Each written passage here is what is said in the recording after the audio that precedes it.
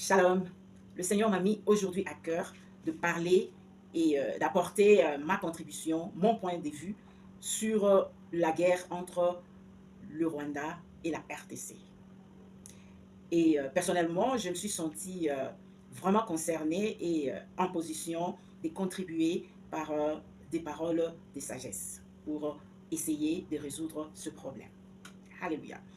Bien-aimé dans le Seigneur, lorsque j'étais très jeune, mon père, qui était un inspecteur des finances à l'époque de Mobutu, a été envoyé, a été muté à Bukavu pour exercer les fonctions d'inspecteur des finances euh, à la fonction publique. Et comme enfant, j'ai eu à fréquenter l'école à Bukavu, à l'Institut d'Ibanda. Et c'est dans la politique de Mobutu, une bonne politique d'ailleurs, de disperser les gens d'une région à une autre pour qu'il y ait unité. C'est-à-dire que les gens, les ressortissants se sentent chez eux. Voilà, si tu es congolais, si à l'époque c'était le Zaïre, tu es zaïrois, tu peux aller à n'importe quelle région parce que bien que vous ne parlez pas la même langue, parce qu'au Congo nous avons des centaines de langues, donc vous êtes toujours congolais, donc il y a unité. Et c'est dans ce cadre-là que mon père a été envoyé aussi à Bukavu pour aller travailler.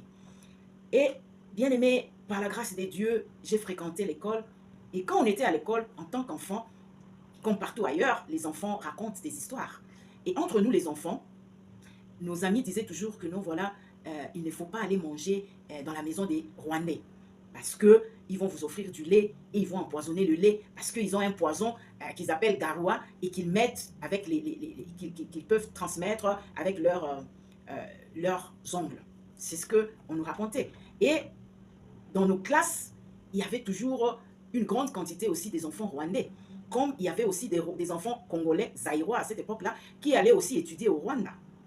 Et je vous assure que les enfants rwandais étaient vraiment très brillants à l'école.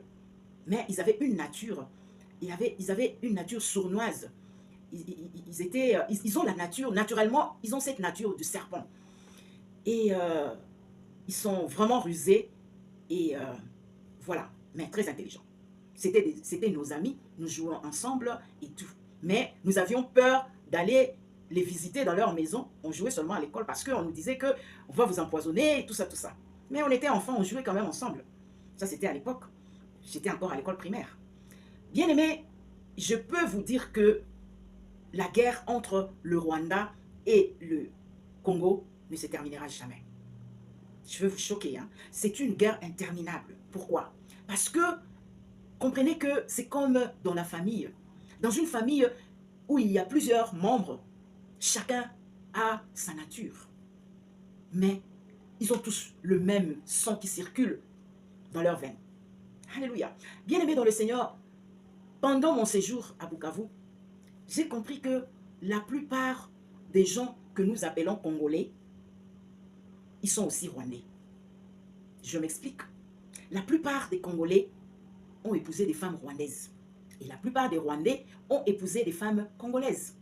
Et le produit de ces relations-là, c'est ce que nous appelons des innocents, des victimes de l'amour, victimes des relations internationales. Voilà.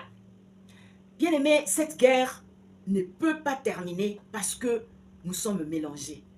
Nous sommes unis par le sang.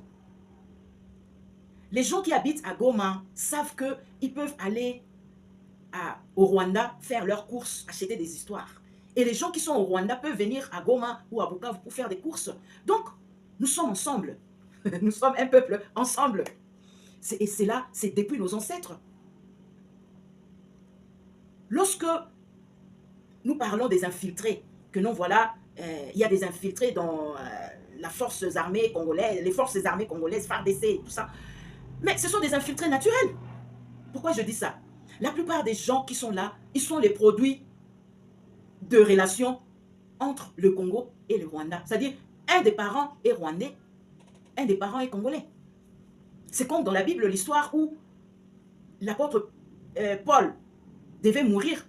Il y avait une conspiration contre lui. Et il y avait le fils de sa sœur, son neveu, qui était là, qui a entendu, et est allé signaler pour protéger et préserver la vie de son oncle. Voilà, il y aura toujours des infiltrés.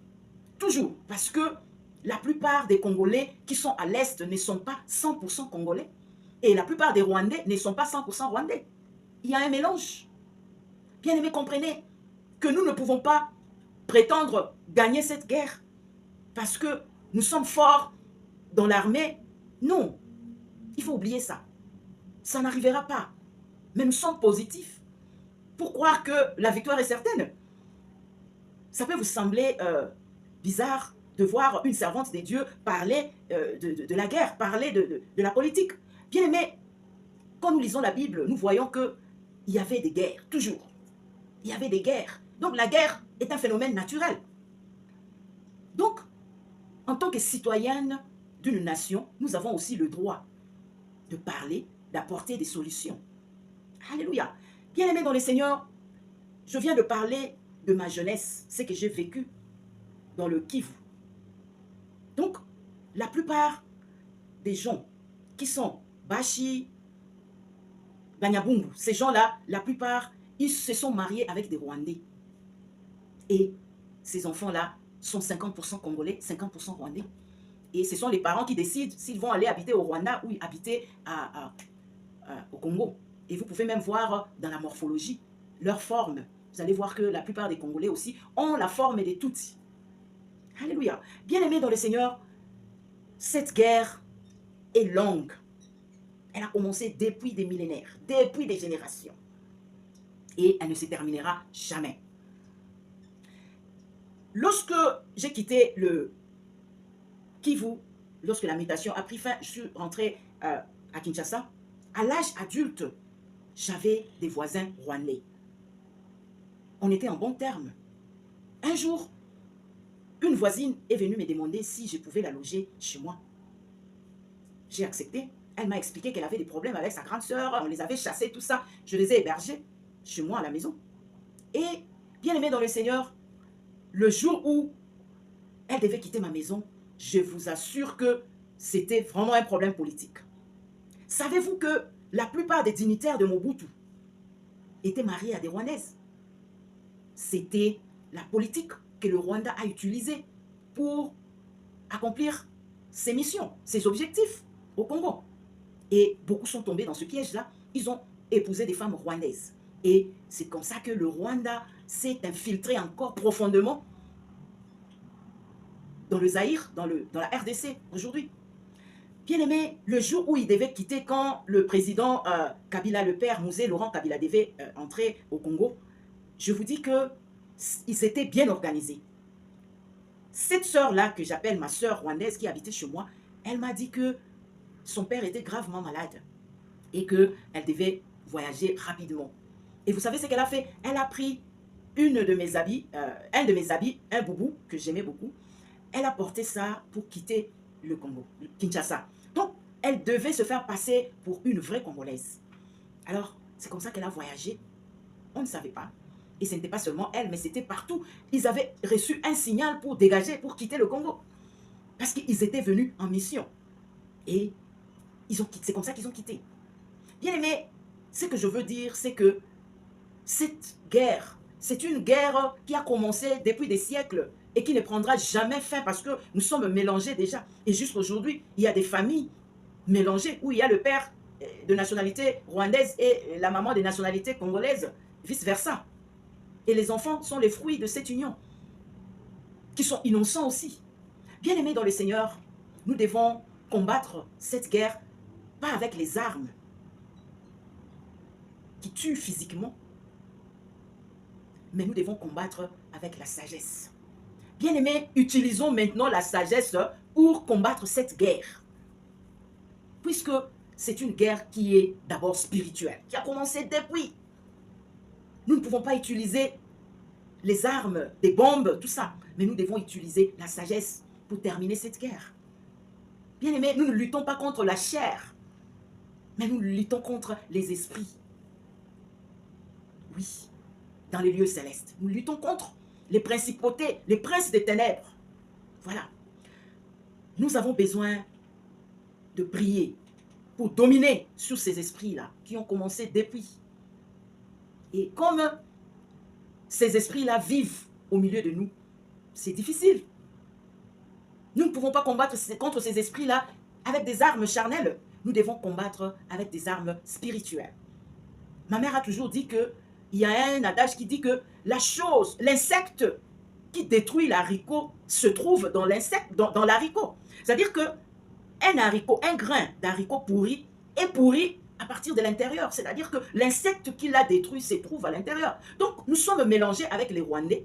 Donc, ce qui nous détruit se trouve à l'intérieur. C'est difficile de gagner cette guerre et c'est difficile de combattre aussi cette guerre. C'est une guerre inutile. C'est une guerre interminable. Nous avons besoin de sagesse pour arrêter cette guerre. Comment arrêter cette guerre? Mais nous devons chercher maintenant la paix. Nous devons chercher la paix dans la prière. Nous devons chercher la victoire dans la paix. Alléluia. Bien-aimés dans le Seigneur, chacun doit protéger son territoire. Chacun doit protéger ses ressources géographiques, minières, ainsi de suite. Nous devons définir notre identité. Nous devons avoir des cartes d'identité. Même si tu es congolais, tu dois avoir tes origines. C'est-à-dire que le nom de ton village, le nom de tout ça là d'où tu viens, de là où tes ancêtres viennent, d'où tu es venu. Et si on peut faire ça, chacun doit rester à son coin. Les Rwandais restent chez eux, les Congolais restent chez eux. Et les enfants qui sont nés entre Congolais et Rwandais doivent maintenant décider qui ils veulent être. Si un enfant décide que non, moi je veux être Congolais, on lui fait une carte d'identité congolaise. S'il décide d'être Rwandais, on lui donne la carte d'identité rwandaise au Rwanda. Et les parents doivent décider où ils vont rester. Et dans les postes d'autorité, là où il y a vraiment une sensibilité, le Congo doit savoir qu'il ne doit pas mettre des étrangers. Et c'est partout ailleurs. Nous vivons à l'étranger, nous savons qu'il y a des postes que nous ne pouvons pas occuper parce que nous sommes des étrangers. Voilà. Nous devons protéger notre territoire. Nous devons protéger, nous devons apporter la sécurité sociale partout. Alléluia. Bien-aimés, nous sommes des frères avec les Rwandais. Et nous devons vivre avec eux en utilisant la sagesse. Voilà. Bien-aimés, c'est mon point de vue. Je pense que nous devons mettre des limites. Oui, nous devons mettre des limites dans nos relations internationales. Parce qu'aujourd'hui, nous sommes dans les conflits avec les Rwandais, mais le Congo est un grand pays à la taille d'un continent. Et nous avons plusieurs pays frontaliers qui sont nos voisins, qui peuvent aussi se comporter de la sorte. Donc, nous devons prendre soin de l'intégrité nationale, du bien-être de la population et nous devons mettre des limites. Voilà. Mais nous avons besoin de reconstruire l'Afrique. Nous n'avons pas besoin de nous battre. Nous n'avons pas besoin de faire la guerre. Nous avons seulement besoin que chaque peuple puisse garder ses limites. Voilà. Mais l'Afrique doit être unie. Nous devons créer les États-Unis d'Afrique, tout en gardant des limites. De la même façon que Dieu a mis des limites, des bornes partout, c'est comme ça que chacun doit rester dans son coin, mais tout en étant ensemble. Bien-aimés, nous avons besoin de garder l'intégrité nationale. Si le Seigneur nous prête encore vie, nous allons continuer avec ce sujet. Que le Seigneur nous donne la sagesse. Que le Seigneur vous bénisse. Bye et à la prochaine.